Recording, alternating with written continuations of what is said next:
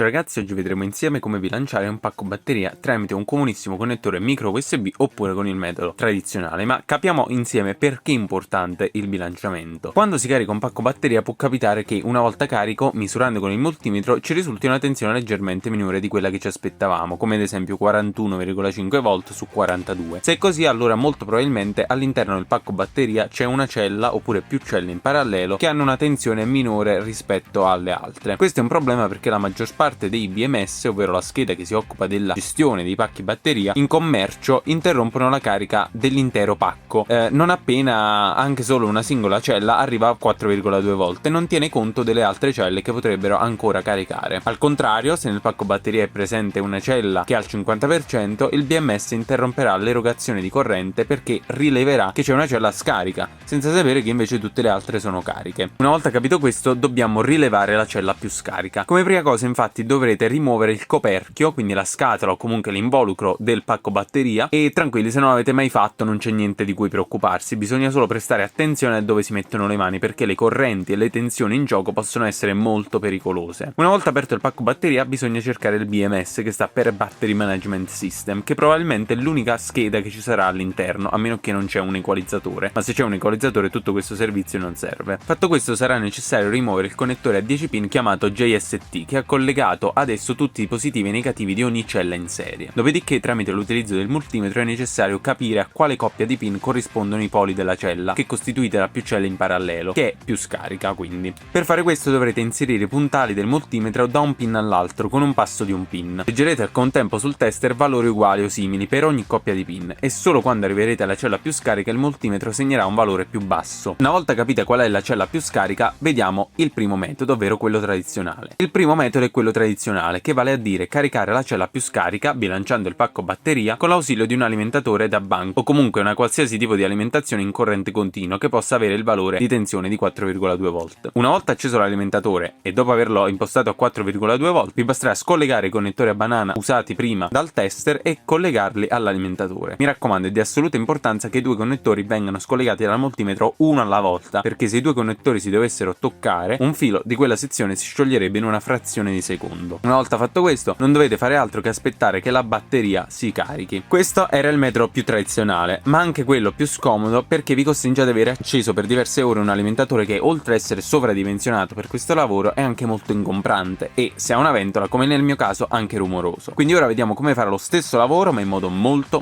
più efficiente e anche migliore. Quindi passiamo al secondo metodo, che consiste nell'usare un cavetto micro USB per caricare la cella. Per fare questo ci serviremo di un modulo micro USB contenente l'integrato TP4056, che oltre a servire per questo scopo è anche molto utile per proteggere e usare singole celle, proteggendo il tutto da overcharge, over discharge, over voltage, overcurrent e molto altro. Il nostro obiettivo però è quello di usarlo solo per caricare le celle, quindi ci basta semplicemente saldare due cavi ai pin B+ e B- del modulo ed il gioco è fatto. Fatto questo, se proviamo a collegare una batteria e il cavo USB, come vedete dalle foto, la carica della cella inizia e ce ne accorgiamo dal LED rosso che si accende. Una volta appurato che il tutto funziona correttamente, non dobbiamo fare altro che inserire i pin dei fili appena saldati al positivo e al negativo alla cella più scarica del pacco batteria tramite il connettore del BMS. Non vi preoccupate, se sbagliate polarità ve ne accorgerete subito dall'ustione che vi provocherà il modulo. In questi casi, avendo attorno tensione alta e capacità di erogare corrente molto alta, preferisco coprire il modulo con una guaina, in modo da non correre il pericolo di far toccare qualcosa a qualcos'altro. Ed è finito. Bene.